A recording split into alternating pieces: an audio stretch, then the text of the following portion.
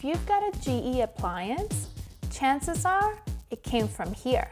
GE's massive 750-acre research and development facility in Louisville, Kentucky. We have over 50 evaluation labs, and they do all manner of testing.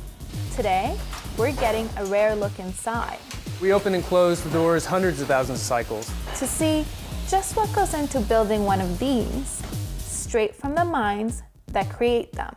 We have good clearance here. First on the docket is GE's new virtual reality lab. What we're really trying to accomplish is to create a virtual environment that allows both our designers and our engineers to work together collaboratively. A traditional process would have involved our IDEO designers coming up with an idea, creating a rendering, and then we would have created something like a prototype. Now that the team can make adjustments in VR without having to build a physical model, development happens a lot quicker. The handle's going edge to edge, and I'm wondering why we can't do that on the fridge as well. Cutting weeks, sometimes even months, out of the manufacturing process. Many ideas remain ideas and never turn into products. But that's sort of the beauty of the system is that's a very inexpensive way for us to go and test some of these more frontier or boundary ideas without incurring the cost. And it really makes failure to be a little more fun. Getting a design to work in the virtual world is just part of the challenge. Before it can go out to consumers, it's gotta go through here, Right now we're in the Mechanical Life Lab. AKA the door slam.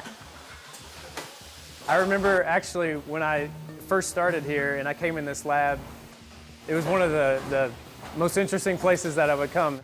Engineers load the refrigerators with weights that simulate loads like milk, salad dressings, and soda. You know, how well the door seals, how well the, any gaps in the doors, if they drop, and those kind of things are very important to consumers. To make sure their designs are ready for the real world, Jeff and his team test for worst-case scenarios. We really stress the products to the point of really learning how they perform after many years in the field. That also means testing appliances for things like wireless interference.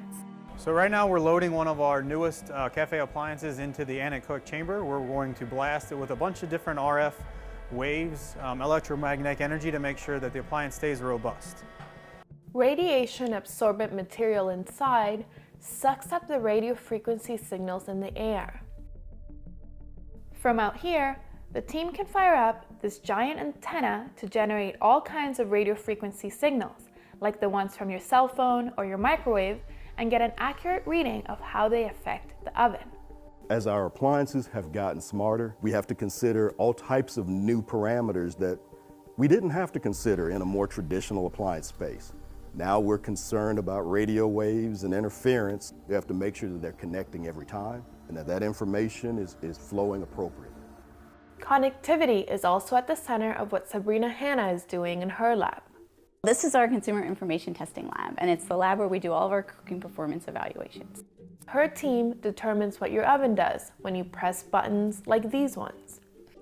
Behind the scenes, when you press those buttons, is we're choosing which elements to turn on and how to control the fan.